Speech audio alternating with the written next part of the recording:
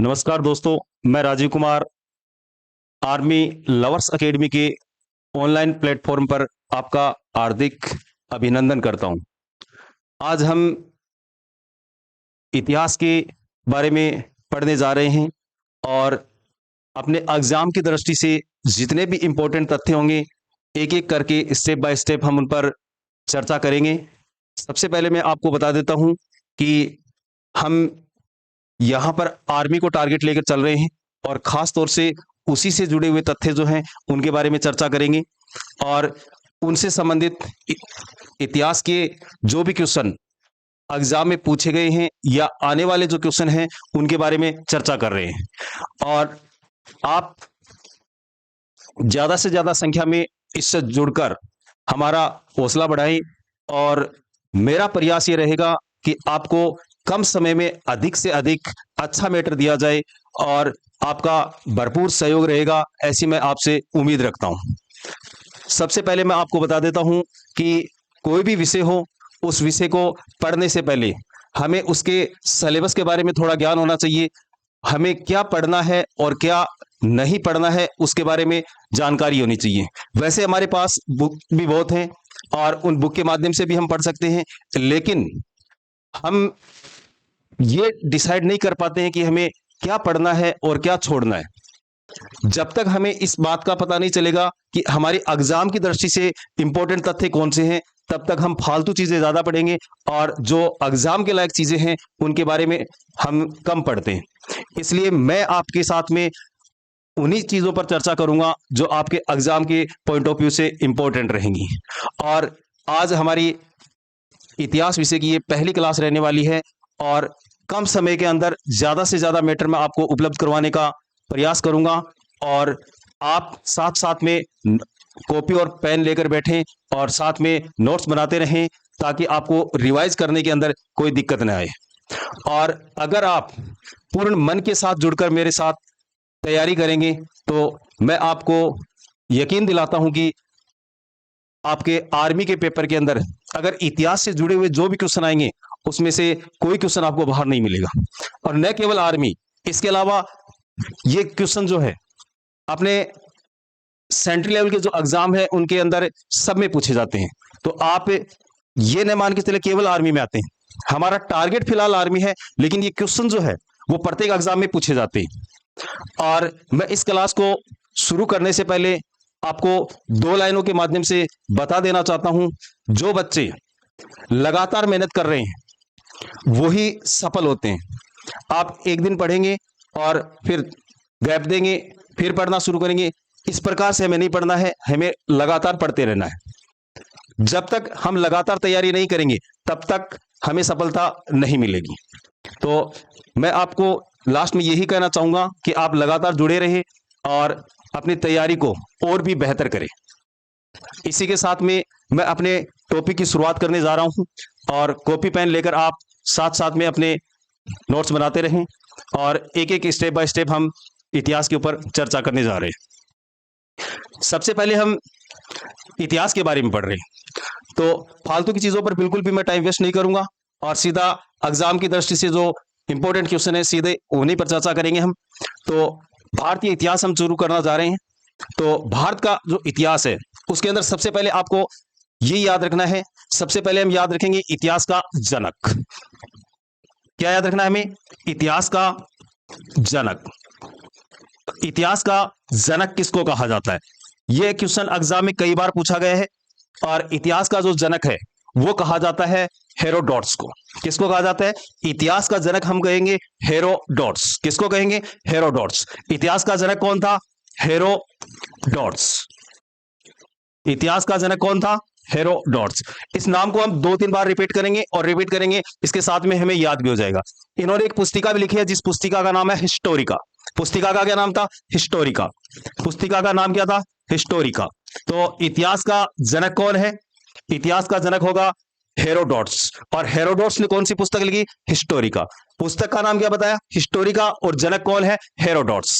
ये तो हम इतिहास के जनक की बात कर रहे थे। अब आपको यह भी पूछा जा सकता है कि भारतीय इतिहास का जनक कौन था? तो भारतीय इतिहास का जनक या भारतीय इतिहास का पिता किसको कहा जाता है? तो भारतीय इतिहास का पिता भारतीय इतिहास का पिता किसको कहेंगे? भारतीय इतिहास का पिता, भारतीय इतिहास का पिता कौन था? भारतीय इतिहास का पिता किसको कहा जाता है? भारतीय इतिहास का पिता कहा जाता है मेगस्थनीज। किसको कहा जाता है? मेगस्थनीज। भारतीय इतिहास का पिता किसको कहा जाता है?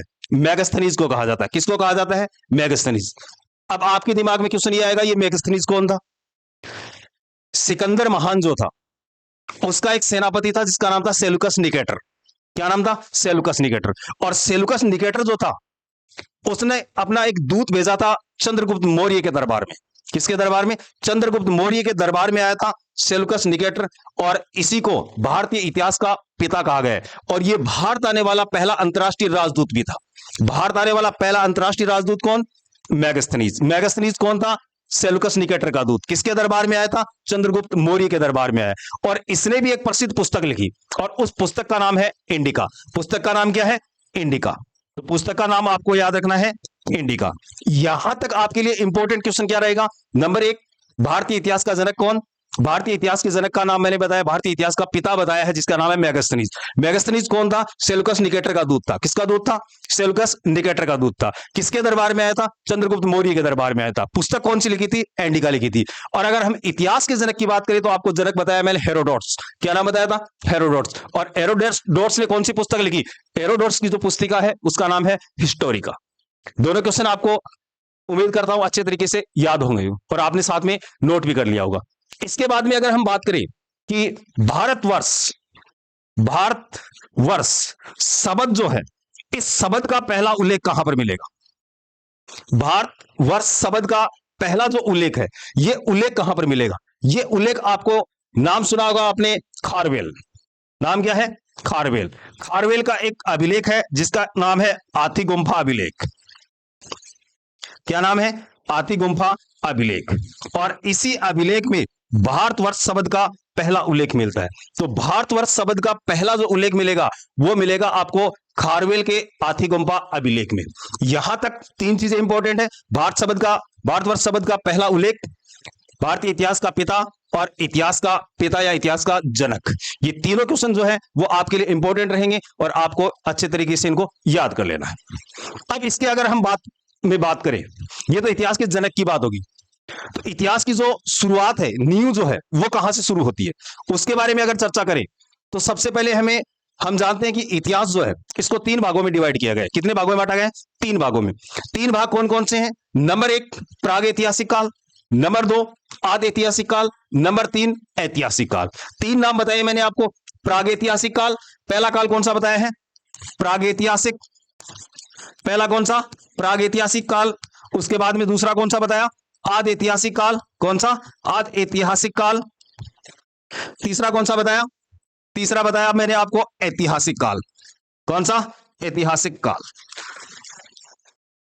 इतिहास को कितने भागों में डिवाइड कर लिया? 3 भागों में। 3 भाग कौन कौन से? प्राग ऐतिहासिक, आदि ऐतिहासिक और ऐतिहासिक। प्राग ऐतिहासिक काल जो है वो हम किसको कहेंगे? इतिहास का वह काल जिसके कोई लिखित साक्ष्य नहीं मिले। किसको कहेंगे? इतिहास का वह काल जिसका कोई लिखित साक्ष्य हमें नहीं मिला है, यानी जिसकी जानकारी जो है वो पूर्ण रूप से पुरातात्विक सामग्री पर निर्भर करती है, उसी काल को हम क्या कहेंगे? प्राग ऐतिहासिक काल। दूसरा नाम क्या लिखा हुआ है? आदि ऐतिहासिक काल।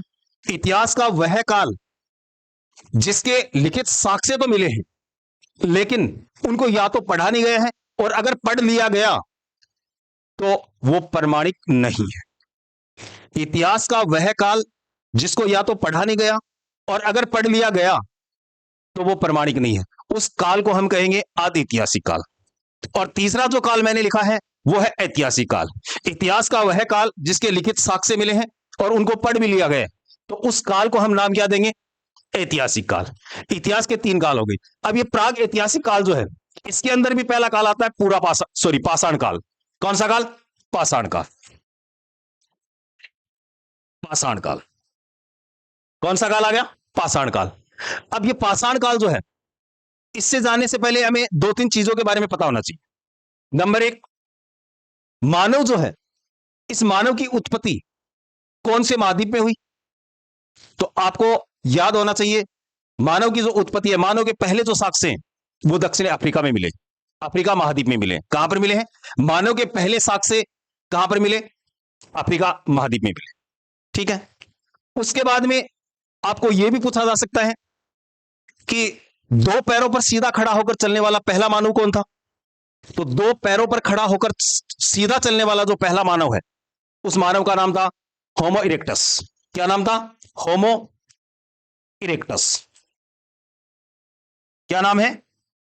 पैरों पर खड़ा होकर सीधा चलने वाला पहला जो मानव है, उस मानव का नाम है होमो इरेक्टस। अब इसके बाद में यह भी पूछा जा सकता है, आधुनिक मानव जो है उसको क्या नाम दिया गया है? आधुनिक जो मानव है, उस मानव को नाम दिया गया है होमो सेपियंस। नाम क्या दिया गया है? होमो सेपियंस। आधुनिक मानव जो है उसका नाम क्या है? होमो सेपियंस। मानव के पहले साक्ष्य कहां से मिले? अफ्रीका महाद्वीप से। उसके बाद में दो पैरों पर खड़ा होकर चलने वाला पहला मानव कौन? होमो इरेक्टस। इसके बाद में मैंने बताया कि आधुनिक मानव जो है उसको क्या नाम दिया गया है? होमो सेपियंस नाम दिया गया है। क्या नाम दिया गया है? होमो सेपियंस। उसके बाद में मैंने नाम लिखा था पाषाण काल। अब इसको पाषाण काल नाम क्यों दिया गया? क्योंकि मानव जो है इसने इस काल के अंदर सबसे अधिक पाषाण निर्मित उपकरणों का प्रयोग किया, इसलिए इसको नाम क्या दिया गया? पाषाण काल। अब जिस मानव ने पाषाण से उपकरण बनाए, उस मानव को क्या नाम दिया गया? या फिर पूछा जा सकता है पहला कारीगर मानव कौन था? तो पहला कारीगर मानव जो है उसका नाम था होमो हेबिलस। क्या नाम था? होमो हेबिलस। होमो हेबिलस जो है यह पहला कारीगर मानव है। सबसे पहले मानव के साक्ष्य अफ्रीका महाद्वीप। उसके बाद में बताया मैंने आपको दो पैरों पर खड़े होकर चलने वाला पहला मानव कौन? होमो इरेक्टस। इसके बाद में बताया आधुनिक मानव होमो सेपियंस। और उसके बाद में बताया पहला कारीगर मानव। और पहला कारीगर मानव कौन सा? पहला कारीगर मानव होगा आपका होमो हेबिलस। कौन होगा? होमो हेबिलस। समझ, यहां तक आपको अच्छे तरीके से समझ में आ गया होगा। उसके बाद में हम आगे चलते हैं। अब हमें यह देखना है कि पाषाण काल से संबंधित हमारे लिए इंपॉर्टेंट क्वेश्चन कौन कौन से हैं और बार बार एग्जाम में पूछे गए हैं, उनके बारे में हमें चर्चा करना है। तो पाषाण काल जो है उसके अंदर एक तो पत्थर से बने हुए उपकरण मैंने आपको बता दिए। उसके बाद में पाषाण काल में कौन कौन सी महत्वपूर्ण घटनाएं घटी। नंबर एक, आपको याद रखना है, सीधा क्वेश्चन पूछा जाएगा, आग का आविष्कार। किसका आविष्कार? आग का आविष्कार। क्या पूछा जाएगा? आग का आविष्कार। आग का आविष्कार जो है इतिहास के कौन से काल में हुआ? तो आपको याद रखना है, आग का आविष्कार हुआ था पूरा पाषाण काल में। कौन से काल में हुआ? आग का आविष्कार कब है? पूरा पाषाण काल। कौन से काल में? पूरा पाषाण काल के अंदर। किसमें हुआ? पूरा पाषाण काल में। आग का आविष्कार जो है वो है पूरा पाषाण काल। दूसरा आपको याद रखना है पहिए का आविष्कार। किसका आविष्कार याद रखना है? पहिए का आविष्कार। और पहिए का आविष्कार कौन से काल में होगा? पहिए का आविष्कार होगा नवपाषाण काल। कौन से काल में? नवपाषाण काल। पहिए का आविष्कार कौन से काल में? नवपाषाण काल में होगा। एक आपको याद रखना है करसी का आविष्कार। किसका आविष्कार? करसी का आविष्कार। तीसरा कौन सा याद रखना है? करसी का आविष्कार। करसी का आविष्कार भी किसमें होगा? नवपाषाण काल में। कौन से काल में होगा? नवपाषाण काल में। आग का आविष्कार पूरा पाषाण काल, पहिए का आविष्कार नवपाषाण काल, करसी का आविष्कार नवपाषाण काल। इसके बाद में मनुष्य द्वारा प्रयोग में लाई गई पहली धातु कौन सी थी? क्वेश्चन सीधा पूछा जा सकता है, मनुष्य द्वारा प्रयोग में लाई गई पहली धातु कौन सी थी? तो पहली जो धातु थी वो थी तांबा। मनुष्य द्वारा प्रयोग में लाई गई पहली जो धातु है उस धातु का नाम क्या है?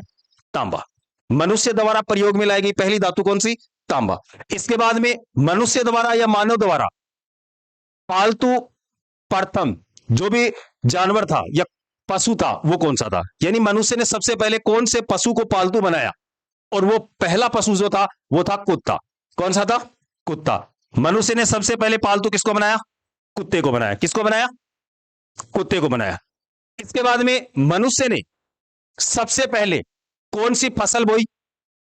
तो मनुष्य द्वारा उगाई गई पहली जो फसल थी वो थी यव। और यव को हम क्या कहते हैं? जौ कहते हैं। मनुष्य द्वारा उगाई गई पहली जो फसल जो है वो कौन सी है? यव। और यव को हम क्या कहते हैं? जो कहते हैं। मनुष्य द्वारा उगाई गई पहली जो फसल है वो कौन सी है? ये। इसके बाद में ये भी पूछा जा सकता है मनुष्य द्वारा प्रयुक्त की गई पहली फसल या मनुष्य द्वारा प्रयुक्त किया गया पहला अनाज कौन था? उगाया तो सबसे पहले जौ को, लेकिन प्रयुक्त किया गया पहला जो अनाज है वो आपका है चावल। कौन सा है? चावल। प्रयुक्त पहला अनाज कौन सा? चावल। और उगाई गई पहली फसल कौन सी? ये। अब एक क्वेश्चन कई बार एग्जाम में पूछा गया है, चावल के प्राचीनतम साक्ष्य कहां से मिले हैं? तो चावल के प्राचीनतम जो साक्ष्य हैं वो मिले हैं कोल्डी हवा यूपी से। कहां से मिले हैं? कोल्डी हवा। कोल्डी हवा। चावल के प्राचीनतम साक्ष्य कहां से मिले? कोल्डी हवा। और ये कोल्डी हवा पड़ता है कहां पर? यूपी के अंदर। इसके बाद में यह भी पूछा जा सकता है कृषि के प्राचीनतम साक्ष्य कहां से मिले हैं? तो कृषि के जो प्राचीन साक्ष्य हैं वो मिले हैं मेहरगढ़। और मेहरगढ़ जो है ये वर्तमान पाकिस्तान वाले क्षेत्र में पड़ता है। कृषि के प्राचीनतम साक्ष्य कहां से मिलेंगे? मेहरगढ़ से। कहां से मिलेंगे? मेहरगढ़। कृषि के प्राचीनतम साक्ष्य जो है वो साक्ष्य कहां से मिलेंगे? मेहरगढ़ से। इसके बाद में आगे आपको याद रखना है कृषि के जो प्राचीनतम साक्ष्य बताए हैं मैंने कहां से बताए हैं? मेहरगढ़ से। और चावल जो है इसके साक्ष्य कहां से बताए हैं? कोल्डी हवा। और कोल्डी हवा कहां से कहां पर पड़ेगा? यूपी के अंदर। अब तक जो मैंने बताया है मैं एक बार आपको पुनः रिवाइज करवा देता हूं। और सबसे पहले मैंने क्या बताया? इतिहास का जनक। इतिहास का जनक कौन था? इतिहास का जनक जो था उसका नाम था हेरोडोटस। क्या नाम था? हेरोडोटस। और भारतीय इतिहास का पिता क्या बताया? भारतीय इतिहास का पिता बताया मैंने मेगास्थनीज। क्या बताया?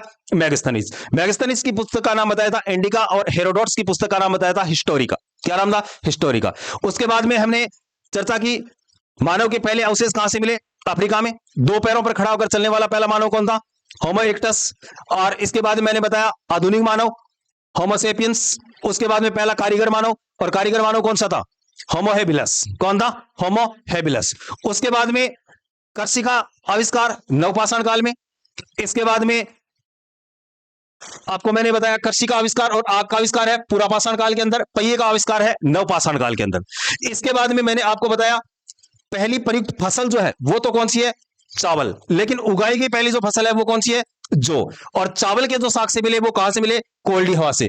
और कृषि के जो साक्ष्य मिले वो साक्ष्य कहां से मिले? मेहरगढ़। और मेहरगढ़ कहां पर पड़ेगा? पाकिस्तान के अंदर। इसके बाद में आपको याद रखना है मनुष्य द्वारा प्रयुक्त की गई पहली धातु कौन सी थी? तो वो धातु कौन सी थी? तांबा। और मनुष्य द्वारा पालतू बनाया गया पहला जो पशु था उस पशु का नाम था कुत्ता। ये तथ्य हम पढ़ रहे हैं पाषाण काल से संबंधित, जहां से एग्जाम में कई बार क्वेश्चन पूछा जाता है। एक क्वेश्चन कई बार पूछ लिया जाता है कि प्राग ऐतिहासिक काल का जनक। प्राग ऐतिहासिक काल का जो जनक है वो कहा जाता है रॉबर्ट ब्रूस फोर्ट को। किसको कहा जाता है? Robert Bruce Foote. Robert Bruce Foote. प्राग ऐतिहासिक काल का जनक कहा जाता है रॉबर्ट ब्रूस फोर्ट, क्योंकि इसने 1863 ईस्वी के अंदर मद्रास के पलवरम से, कहां से? मद्रास के अंदर एक जगह पड़ती है, मद्रास के अंदर एक जगह पड़ती है पलवरम, यहां से हस्त कुठार प्राप्त किया था। और यह प्राग ऐतिहासिक काल से संबंधित पहला उपकरण था। और इसी कारण रॉबर्ट ब्रूस फोर्ट को क्या कहा जाता है? प्राग ऐतिहासिक काल का जनक कहा गया है। किसको? रॉबर्ट ब्रूस फोर्ट को कहा गया है। इसके बाद में ये तो हम पढ़ रहे थे पाषाण काल से संबंधित। इसके बाद में और आगे क्या पूछा जा सकता है आपको? अब हमें भारतीय इतिहास से जुड़ी हुई जो सभ्यताएं हैं उन सभ्यताओं के बारे में पढ़ना है। और उन सभ्यताओं को पढ़ने से पहले हम उन सभ्यताओं के जो स्रोत हैं, सोर्स जो हैं, उनके बारे में चर्चा करेंगे। और वो सोर्स जो हैं उनके अंदर हमें क्या क्या पढ़ना है वो हमें देखना है। तो सबसे पहले तो हमें वैदिक साहित्य जो है, इससे एग्जाम में कई बार क्वेश्चन पूछा जाता है। किससे पूछा जाता है? वैदिक साहित्य। वैदिक साहित्य जो है इससे संबंधित कई बार एग्जाम में क्वेश्चन पूछा गया है। अब वैदिक साहित्य जो है इसको हमने कुल 4 भागों में बांटा है। कितने भागों में बांटा है? 4 भागों में। वैदिक साहित्य जो है इसको कितने भागों में बांटा गया है? 4 भागों में। कितने भागों में बांटा? 4 भागों में। अब ये 4 भाग कौन कौन से? नंबर 1, पहला आपको याद रखना है वेद। वैदिक साहित्य का जो पहला भाग है उसका नाम क्या है? वेद। पहला भाग कौन सा है? वेद। उसके बाद में दूसरा जो भाग याद रखना है वो आपको याद रखना है ब्राह्मण ग्रंथ। कौन सा ग्रंथ याद रखना है? ब्राह्मण ग्रंथ। वैदिक साहित्य का दूसरा जो भाग है उस भाग का मैंने नाम बताया आपको ब्राह्मण ग्रंथ। इसके बाद में तीसरा जो भाग है उस भाग का नाम है आरण्यक। क्या नाम है? आरण्यक। वैदिक साहित्य का तीसरा भाग कौन सा है? आरण्यक। और इसके बाद में चौथा जो भाग याद रखना है उस भाग का नाम है उपनिषद। क्या नाम याद रखना है? उपनिषद। क्या नाम याद रखना है? उपनिषद। वैदिक साहित्य के टोटल कितने भाग बताएं?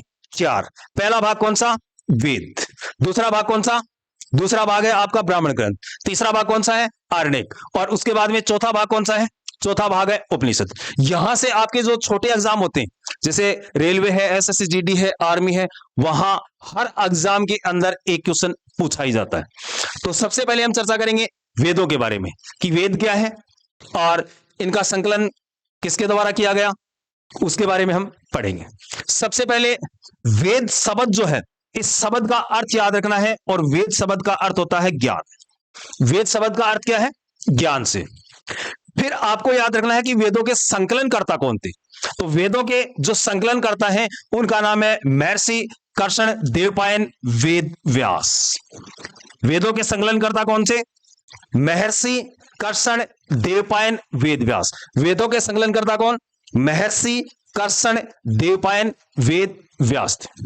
अब इसके बाद में वेद जो है इनकी कुल संख्या याद रखनी है। क्या रखनी है? कुल वेदों की संख्या कितनी है? 4। वेदों की कुल संख्या कितनी याद रखनी है आपको? 4 याद रखनी है। अब ये 4 वेद कौन कौन से हैं उनके नाम याद रखने हैं। अब 4 वेद जो है उनके अंदर पहला आपको नाम याद रखना है ऋग्वेद। कौन सा वेद याद रखना है? ऋग्वेद। दूसरा आपको याद रखना है यजुर्वेद। कौन सा याद रखना है? यजुर्वेद। और तीसरा नाम आपको याद रखना है सामवेद। कौन सा याद रखना है? सामवेद। और उसके बाद में चौथा जो नाम याद रखना है उसका नाम है अथर्ववेद। क्या नाम याद रखना है? अथर्ववेद। वेदों की संख्या कितनी बताई? 4। पहला कौन सा याद रखना है? ऋग्वेद। दूसरा कौन सा याद रखना है? यजुर्वेद। तीसरा कौन सा याद रखना है? सामवेद। और चौथा आपको कौन सा याद रखना है? अथर्ववेद याद रखना है। अब इनके बारे में एक एक के बारे में चर्चा करेंगे और कौन से क्या कुछ क्वेश्चन पूछा जा सकता है उसके बारे में हम पढ़ेंगे। पहला कौन सा है आपका? ऋग्वेद। ऋग्वेद में आपको क्या क्या याद रखना है? नंबर 1, ऋग्वेद के अंदर कुल मंडलों की संख्या कितनी है? 10। ऋग्वेद में मंडलों की संख्या कितनी याद रखनी है आपको? 10 याद रखनी है। नंबर 2, ऋग्वेद में मंडल तो कितने हैं? 10 हैं। और इनके अंदर सूक्तें जो हैं उनकी संख्या आपको याद रखनी है 1028। सूक्तें कितने याद रखने हैं?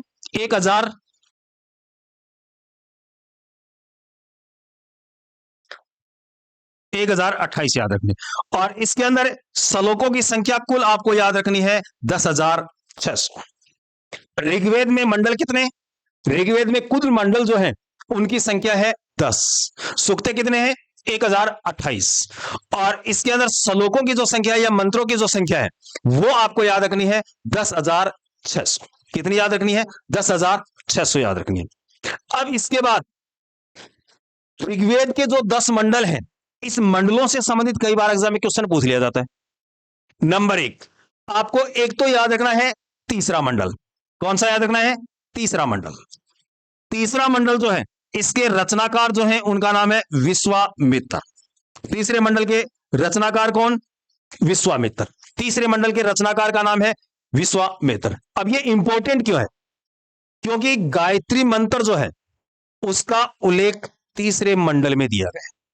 सीधा क्वेश्चन पूछा जाएगा गायत्री मंत्र का उल्लेख कौन से मंडल में है? तो गायत्री मंत्र का उल्लेख मिलेगा किसमें?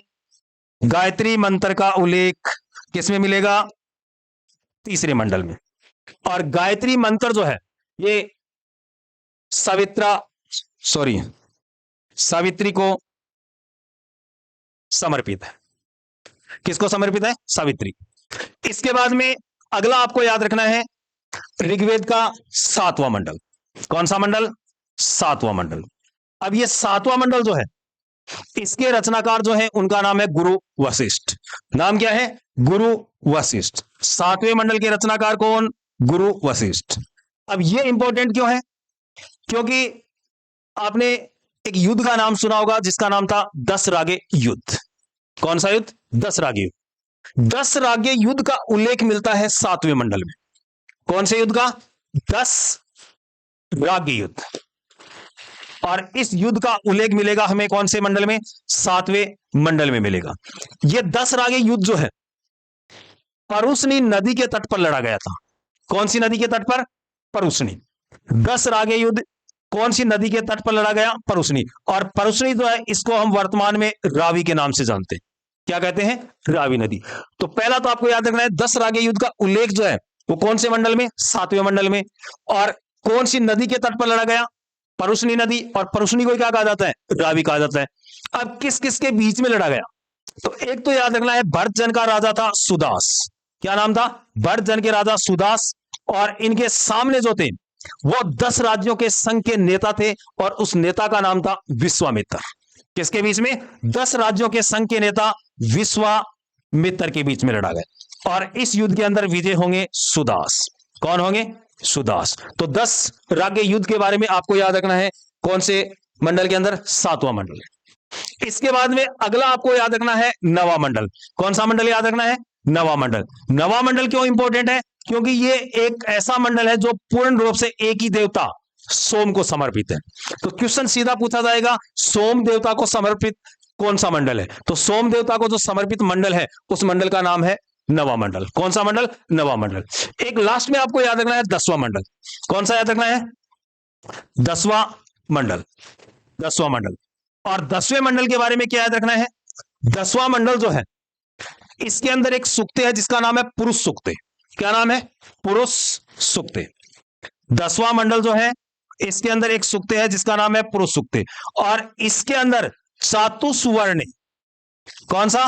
चातुस्वर्ण समाज की परिकल्पना का उल्लेख किया गया है। यानी समाज के अंदर जो 4 वर्ण हैं उन चारों वर्णों का पहली बार एक साथ उल्लेख जो है वो ऋग्वेद के 10वें मंडल के पुरुष सूक्त में मिलता है।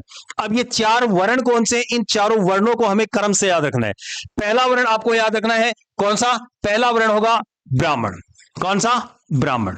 और ब्राह्मण के बाद में दूसरा आपको याद रखना है क्षत्रिय। कौन सा? क्षत्रिय। और क्षत्रिय के बाद में तीसरा जो आपको याद रखना है वो याद रखना है वैश्य। कौन सा? वैश्य। और लास्ट आपको याद रखना है शूद्र। समाज के अंदर 4 जो वर्ण है उन चारों वर्णों का सीधा क्रम पूछा जा सकता है। पहला आपको याद रखना है कौन सा? पहला जो वर्ण है वो है ब्राह्मण। दूसरा कौन सा है? क्षत्रिय। और तीसरा वर्ण कौन सा है आपका? वैश्य। और चौथा कौन सा है? शूद्र। तो इन चारों का एक साथ उल्लेख जो है वो ऋग्वेद के 10वें मंडल में मिलेगा। ये चीजें आपको याद रखनी है ऋग्वेद से संबंधित। अब उसके बाद में अपना दूसरा जो मंडल आता है वो दूसरा जो वेद है उस वेद का नाम मैंने बताया आपको यजुर्वेद। यजुर्वेद के बारे में अगर आपको क्वेश्चन पूछा जाएगा तो आपको 2 ही चीजें याद रखनी है। और 2 चीजें क्या क्या याद रखनी है? एक तो सीधा क्वेश्चन पूछा जाता है कि कौन सा वेद गद्य और पद दोनों में रचित है, यानी चंपू शैली में कौन सा वेद रचा गया है। तो इसके लिए आपको आंसर देना है यजुर्वेद। कौन सा वेद चंपू शैली में रचा गया है या फिर कौन सा वेद गद्य और पद्य दोनों शैलियों में रचा गया है, तो उस वेद का नाम आपको याद रखना है यजुर्वेद। और यजुर्वेद जो है इसके अंदर जो यजु शब्द है उसका अर्थ होता है यज्ञ। यजु शब्द का अर्थ क्या बताया मैंने? यज्ञ। यानी ये वेद जो है इसके अंदर यज्ञ से संबंधित क्रियाकलापों का उल्लेख किया गया है। यानी कर्म कांड प्रधान जो वेद है वो कौन सा है आपका? यजुर्वेद। तो 2 ही चीजें याद रखनी है, कर्मकांड प्रधान या यज्ञ से संबंधित विधि विधानों का उल्लेख, और दूसरा याद रखना है चंपू शैली या फिर कह सकते हैं गद्य और पद के अंदर कौन सा वेद रचा गया। इसके बाद में अगला जो वेद बताया मैंने वो आपको बताया सामवेद। कौन सा वेद बताया? सामवेद। सामवेद के अंदर जो साम शब्द है इस शब्द का अर्थ है गान। यानी यज्ञ के अवसर पर गाए जाने वाले संगीत जो है उन संगीतों का संग्रह जो है वो किसमें मिलता है? हमें सामवेद में मिलता है। किसमें मिलता है? सामवेद में। और इसके बारे में सीधा क्वेश्चन पूछा जाएगा भारतीय संगीत का जनक या भारतीय संगीत का मूल किसको कहा जाता है? तो भारतीय संगीत का जनक या भारतीय संगीत का मूल जो है वो कहा जाता है किसको? सामवेद को। भारतीय संगीत का जनक किसको कहा जाता है? सामवेद को। भारतीय संगीत का जनक या मूल किसको कहा जाता है? सामवेद को। इसके बाद में अगला जो वेद है वो है अथर्ववेद। अथर्ववेद जो है सबसे अंत में उत्तर वैदिक काल में रचा गया। तो सबसे बाद में रचित जो वेद है वो वेद कौन सा है? अथर्ववेद। कौन सा है? अथर्ववेद। अथर्ववेद जो है इसके अंदर जादू टोने, तंत्र मंत्र, शल्य चिकित्सा से संबंधित, औषधि से संबंधित क्रियाकलापों का उल्लेख मिलता है। तो सीधा क्वेश्चन पूछा जाएगा, जादू मंत्र टोने-टोट के औषधि संबंधी क्रियाकलापों का उल्लेख कौन से वेद में मिलता है? तो उसके समय आपको आंसर देना है अथर्ववेद। कौन सा वेद? अथर्ववेद। इसके बाद में वैदिक साहित्य जो है उसका दूसरा जो पार्ट मैंने बताया वो आपको बताया था ब्राह्मण ग्रंथ। कौन सा बताया था? ब्राह्मण ग्रंथ। ब्राह्मण ग्रंथ के बारे में सिर्फ आपको इतना याद रखना है, ब्राह्मण ग्रंथों की रचना जो है वो वैदिक साहित्य को समझने के लिए की गई थी। इसके अलावा आपको कुछ याद नहीं रखना है, क्योंकि आपके एग्जाम के पॉइंट ऑफ व्यू से इसमें कोई इंपॉर्टेंट चीज नहीं है। उसके बाद में अगला बताया था अरण्यक, अरण्यक के बारे में भी आपको याद नहीं रखना है। उसके बाद में उपनिषद जो है वो आपके लिए इंपॉर्टेंट है। अगला इंपॉर्टेंट कौन सा है? उपनिषद। उपनिषद शब्द जो है, शब्द क्या है? उपनिषद। इसके अंदर उप का मतलब है समीप और निषद का मतलब है बैठकर। उप का मतलब क्या है? समीप और निषद का मतलब है बैठकर। यानी जिस ज्ञान की प्राप्ति गुरु के समीप बैठकर की जाती है उसी को हमने क्या नाम दिया है? उपनिषद दिया है। क्या नाम दिया है? जिस ज्ञान की प्राप्ति गुरु के समीप बैठकर प्राप्त की जाती है उसी को हम क्या कहेंगे? उपनिषद कहेंगे। अब ये उपनिषद जो है इनका विषय क्या रहेगा? इनके अंदर आत्मा, परमात्मा, जन्म, पुनर्जन्म, मोक्ष से संबंधित विधि विधानों का उल्लेख मिलेगा। किसका उल्लेख मिलेगा? आत्मा, परमात्मा, पुनर्जन्म, मोक्ष आदि क्रियाकलापों का उल्लेख जो है वो किसमें मिलेगा? उपनिषद में। इसके बाद में आपको याद ये रखना है कि उपनिषदों की कुल संख्या कितनी है? उपनिषदों की कुल संख्या कितनी है? 108। और ये क्वेश्चन आपके एग्जाम में कई बार आया है और दोबारा रिपीट हो सकता है। उपनिषद जो है उनकी संख्या कितनी है? 108। इसके बाद में आपको पूछा जा सकता है सबसे प्राचीन जो उपनिषद है वो कौन सा है? सबसे प्राचीन जो उपनिषद जो है उसका नाम है छांदोग्य उपनिषद। कौन सा उपनिषद? सबसे प्राचीन जो उपनिषद है उस उपनिषद का नाम है छंदोग्य उपनिषद। और छंदोग्य उपनिषद है, इसी के अंदर श्री कृष्ण का पहली बार उल्लेख मिलता है। तो कृष्ण का उल्लेख जो है वो पहली बार कौन से उपनिषद में मिलेगा? तो वो मिलेगा आपको छंदोग्य उपनिषद में। एक क्वेश्चन आपके एग्जाम में कई बार पूछा गया है और वो क्वेश्चन कौन सा है? सत्यमेव जयते। कौन सा? सत्यमेव जयते। सत्यमेव जयते। और इसका उल्लेख कहां पर मिलता है? तो सत्यमेव जयते का उल्लेख मिलता है मुंडक उपनिषद में। किसमें मिलता है? मुंडक उपनिषद में। सत्यमेव जयते का उल्लेख कहां पर मिलेगा? मुंडक उपनिषद में मिलेगा। और अगर यह पूछ लिया जाए सबसे बड़ा उपनिषद कौन सा है, तो सबसे बड़ा उपनिषद जो है वो है वृहदारण्यक। कौन सा है? वृहदारण्यक। सबसे बड़ा उपनिषद जो है वो कौन सा है? वृहदारण्यक। और अगर सबसे नवीन उपनिषद पूछ लिया जाए तो वो होगा मैत्रायणी।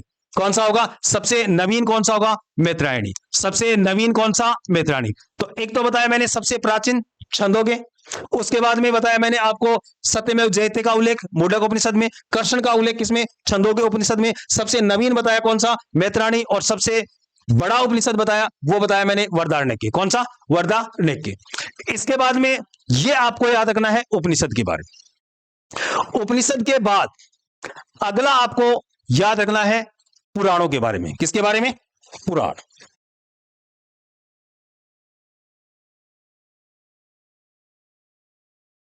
पुराणों के बारे में सबसे पहले तो हमें याद रखना है कि पुराणों के रचयिता कौन है। तो पुराणे के जो रचयिता हैं उनका नाम है, पुराणों के जो रचयिता थे उनका नाम था लोम हर्षक और उनके पुत्र उग्र सर्वा। पुराणों के रचयिता कौन? लोम हर्षक। नाम क्या है? लोम हर्षक। वह उनके पुत्र लोम हर्षक, वह उनके पुत्र और उन पुत्रों का नाम था उग्र सर्वा। क्या नाम था? पुराणों के रचयिता कौन? लोम हर्षक और उनके पुत्र उग्र सर्वा। इसके बाद में अगला आपको याद रखना है पुराण जो है इनके अंदर प्राचीन इतिहास से संबंधित जो वंशावलियां हैं उन वंशावलियों का उल्लेख मिलता है। किसका उल्लेख मिलता है? वंशावली। प्राचीन इतिहास से संबंधित जो वंशावली है उन वंशावलियों का उल्लेख मिलेगा किसमें? वो उल्लेख हमें मिलेगा किसके अंदर? पुराणों के अंदर। इसके बाद में पुराण जो है इनकी कुल संख्या पूछी जा सकती है और पुराणों की कुल संख्या कितनी है? 18। पुराणों की कुल संख्या कितनी है? 18। पुराणों की संख्या कितनी याद रखनी है? 18। अब इसके बाद में आपको याद रखना है सबसे प्राचीन व प्रमाणिक पुराण। सबसे प्राचीन व प्रमाणिक पुराण जो है उस पुराण का नाम है मत्स्य पुराण। कौन सा पुराण? मत्स्य पुराण। और यह क्वेश्चन एग्जाम में कई बार है। सबसे प्राचीन व सबसे प्रमाणिक पुराण कौन सा है? मत्स्य पुराण। तो आपको याद क्या क्या रखना है? पुराणों के रचयिता कौन है? लोमहर्षक और उनके पुत्र उग्र सर्वा। इसके बाद में प्राचीन इतिहास से संबंधित शासकों की वंशावलियां जो है वो भी हमें किसमें मिलेंगी? पुराणों के अंदर। पुराणों की कुल संख्या कितनी बताई है? 18। और सबसे प्राचीन व प्रमाणिक पुराण कौन सा है? मत्स्य पुराण है। कौन सा है? मत्स्य पुराण है। इसके बाद में एक आपको याद रखनी है समर्थी। समर्थी ग्रंथ। कौन सा ग्रंथ? समर्थी ग्रंथ। और समर्थी ग्रंथों के अंदर आपको याद रखना है सबसे प्राचीन वह प्रमाणिक समर्थी कौन सी है? तो सबसे प्राचीन वह प्रमाणिक समर्थी जो है उस समर्थी का नाम है मनु समर्थी। कौन सी समर्थी? सबसे प्राचीन वह प्रमाणिक समर्थी कौन सी? मनु समर्थी आपको याद रखनी है। इसके बाद में आपको 2 महाकाव्य याद रखनी है। क्या याद रखना है? 2 महाकाव्य। और महाकाव्य के अंदर पहला आपको याद रखना है रामायण। कौन सा याद रखना है? रामायण। और दूसरा आपको याद रखना है कौन सा? महाभारत। कौन सा? महाभारत। महाकाव्यों की संख्या कितनी बताई है मैंने आपको? 2। पहला कौन सा? रामायण। और दूसरा कौन सा बताया? महाभारत। पहले हम रामायण के बारे में चर्चा करते हैं। रामायण जो है इसके रचयिता का नाम याद रखना है। और रामायण के जो रचयिता है उनका नाम है महर्षि वाल्मीकि। रचयिता का नाम क्या है? महर्षि वाल्मीकि। रामायण के रचयिता कौन थे? महर्षि वाल्मीकि थे। दूसरा आपको याद रखना है हमारा सबसे प्राचीन महाकाव्य कौन सा है? तो इन दोनों में से पहले कौन सा रचा गया है? रामायण रचा गया है। तो सबसे प्राचीन महाकाव्य जो है वो भी कौन सा है? सबसे प्राचीन महाकाव्य। सबसे प्राचीन महाकाव्य भी कौन सा? अपना रामायण हो गया। अब अगर यह पूछ लिया जाए हमारा आदि कवि कौन है, तो आदि ग्रंथ अगर रामायण है तो आदि कवि कौन होगा? वाल्मीकि होगा। कौन होगा? आदि ग्रंथ रामायण, आदि कवि कौन? वाल्मीकि। यानी सबसे प्राचीन महाकाव्य कौन सा हो गया? रामायण हो गया। अब अगर यह पूछा जा सकता है कि रामायण के अंदर कुल श्लोकों की संख्या कितनी है, तो आपको याद रखनी है 24,000। रामायण में श्लोकों की संख्या कितनी याद रखनी है? 24,000 याद रखनी है। इसके बाद में यह भी पूछा जा सकता है रामायण जो है इसको वर्तमान स्वरूप कब दिया गया? तो वर्तमान स्वरूप आपको याद रखना है गुप्त काल में। कौन से काल में?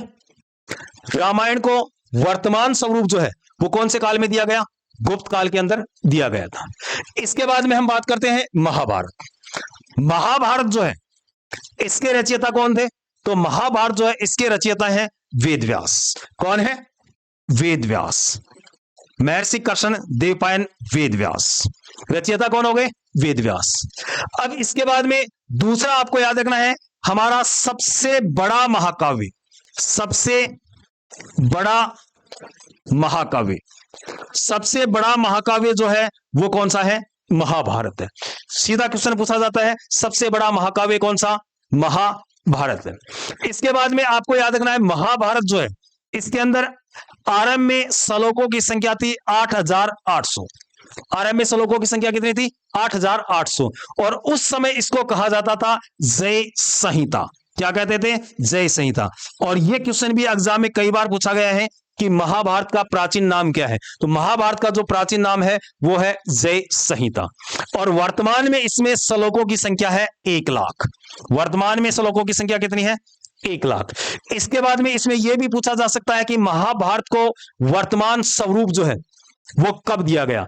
और महाभारत को वर्तमान स्वरूप जो है वो कब दिया गया था? गुप्त काल में दिया गया था। कब दिया गया था? गुप्त काल में। और महाभारत को 5वां वेद भी कहा जाता है। क्या कहा जाता है? 5वां या पंचम वेद। पंचम वेद किसको कहा गया है? महाभारत को कहा गया है। ये आपको 2 महाकाव्य याद रखने हैं। 2 महाकाव्य कौन कौन से? रामायण और दूसरा महाभारत। अब इसके बाद में और इतिहास के जो साक्ष्य हैं उनसे जुड़ी हुई और क्या क्या चीजें आपको याद रखनी है। उनके अंदर एक आपको याद रखना है भारत के जो सबसे प्राचीनतम सिक्के हैं वो सिक्के क्या कहलाते हैं? तो भारत के जो प्राचीनतम सिक्के जो है उनको पंचमारक सिक्के या आहत मुद्रा कहा जाता है। क्या कहा जाता है? पंचमारक सिक्के या फिर आहत मुद्रा। क्या कहा जाता है? भारत के जो प्राचीनतम सिक्के हैं उन सिक्कों को क्या कहा जाता है? पंचमारक सिक्के या फिर आहत मुद्रा। अब आपको यहां से क्वेश्चन क्या पूछा जा सकता है? नंबर 1, सिक्कों का अध्ययन क्या कहलाता है? सिक्कों के अध्ययन को हम कहते हैं मुद्रा शास्त्र। अब मुद्रा शास्त्र सीधा शब्द तो आपको देगा नहीं, तो मुद्रा शास्त्र जो है उसी को हम कहते हैं न्यूमिस्मेटिक्स। क्या कहते हैं? न्यूमिस्मेटिक्स। तो सिक्कों का अध्ययन क्या कहलाता है? न्यूमिस्मेटिक्स कहलाता है। इस नाम को आपको याद रखना है। सिक्कों विज्ञान की वह शाखा जिसके अंदर सिक्कों का अध्ययन किया जाता है उसको कहते हैं हम न्यूमिस्मेटिक्स। क्या कहते हैं? न्यूमिस्मेटिक्स। इसके बाद में भारत के अंदर सर्वप्रथम लेख युक्त सिक्के, कौन से सिक्के? लेख युक्त सिक्के किसने चलाए?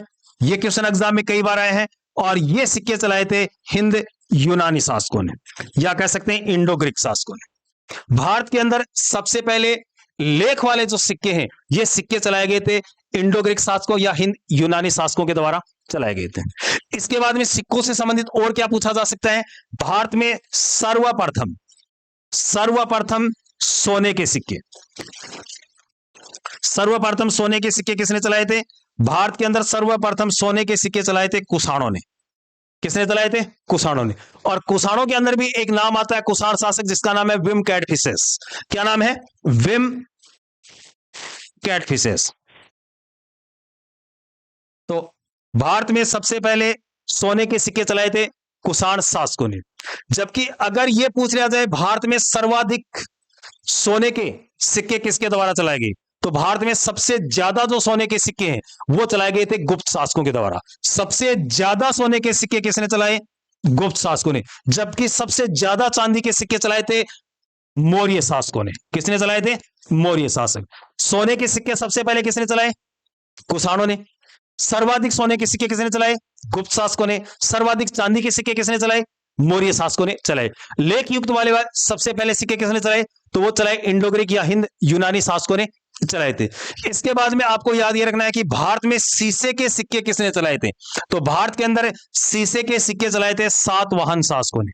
किसने चलाए थे? सातवाहन शासक। किसने? सातवाहन शासक। सातवाहन शासकों ने भारत के अंदर कौन से सिक्के चलाए थे? शीशे के सिक्के। एक आपको याद रखना है, भारत के अंदर एक इतिहास के अंदर चमड़े के सिक्के भी चलाए थे जिसको हम एक दिन के बादशाह के नाम से जानते हैं। तो चमड़े के सिक्के जो चलाए थे वो हुमायूं के काल में निजाम रुक्का नामक एक भिश्ती था। उस भिश्ती को हुमायूं ने एक दिन का बादशाह बनाया था और इसने कौन से सिक्के चलाए थे? चमड़े के सिक्के जारी करवाए थे। तो ये चीजें आपको सिक्कों से संबंधित याद रखनी है। सिक्कों से संबंधित मैंने आपको ये बताया कि भारत के जो प्राचीनतम सिक्के हैं उनको आहत मुद्रा या पंचमारक सिक्के कहा जाता है। उसके बाद में सिक्कों का जो अध्ययन है उसको हम कहते हैं न्यूमिस्मेटिक्स। क्या कहते हैं? न्यूमिस्मेटिक्स। भारत के अंदर सबसे पहले लेख युक्त सिक्के जो हैं वो किसने चलाए? तो इंडो ग्रीक या हिंद यूनानी शासकों के द्वारा चलाए गए। उसके बाद में आपको याद रखना है भारत में सबसे पहले सोने के सिक्के कुषाणों के द्वारा चले गए और कुषाणों के अंदर भी एक शासक है जिसका नाम है विम कैडफिसेस। उसने सबसे पहले कौन से सिक्के चलाए? सोने के सिक्के। अब अगर ये पूछ लिया जाए सबसे ज्यादा सोने के सिक्के किसने चलाए, तो सबसे ज्यादा जो सोने के सिक्के चलाए वो किसने चलाए? गुप्त शासकों ने। और अगर ये पूछ लिया जाए सबसे ज्यादा चांदी के सिक्के किसने चलाए, तो चांदी के सिक्के चलाए थे मौर्य शासकों ने। और अगर ये पूछ लिया जाए कि शीशे के सिक्के किसने चलाए, तो शीशे के सिक्के चलाए हैं किसने? सातवाहन शासकों ने। और अगर यह पूछ लिया जाए कि चमड़े के सिक्के किसके द्वारा जारी करवाए गए, तो चमड़े के सिक्के जारी करवाए गए थे किसके द्वारा? एक दिन के बादशाह जिसका नाम था निजाम रुक्का। और ये सिक्के चलाए गए थे किसके काल में? हुमायूं के काल में चलाए गए थे। तो दोस्तों ये हम पढ़ रहे थे अभी तक इतिहास से जुड़ी हुई छोटी छोटी महत्वपूर्ण घटनाएं जो आपके एग्जाम में कई बार पूछी गई हैं और आगामी भविष्य के अंदर होने वाले जो एग्जाम है उसके अंदर भी पूछी जा सकती है। मेरा टारगेट ये रहेगा आने वाले 10 या 12 दिन के अंदर आपके आर्मी से संबंधित जुड़े हुए जितने भी इंपॉर्टेंट तथ्य हैं, वो इतिहास से जुड़े हुए जितने भी तथ्य होंगे, मैं एक एक करके स्टेप बाय स्टेप आपको पूरा करवाने का प्रयास करूंगा। आप लगातार जो है इनको देखते रहें, साथ साथ में नोट्स बनाते रहें और नोट्स बनाकर उनको बार बार रिवाइज करते रहें, क्योंकि इतिहास एक ऐसा विषय है जिसको हमें बार बार रिवाइज करने की जरूरत है। अगर बार बार रिवाइज नहीं करेंगे तो हम इसको याद नहीं रख पाएंगे। और मैं आपको इतिहास से जुड़ी हुई जो जितनी भी चीजें वो बिल्कुल कंप्लीट करवाऊंगा। आने वाले 10 या 12-13 दिन के अंदर आपको आर्मी से संबंधित जितने भी इतिहास के तथ्य हैं वो सारे कंप्लीट करवा दूंगा। और लास्ट में मैं आपको यही कहूंगा कि बार बार इसको देखें और अपने दोस्तों को बार साथ में शेयर करते रहें, लाइक करते रहें, और जितना आप हमें मोटिवेट करेंगे उतना बेहतर हम आपको देने का प्रयास करेंगे। धन्यवाद साथियों।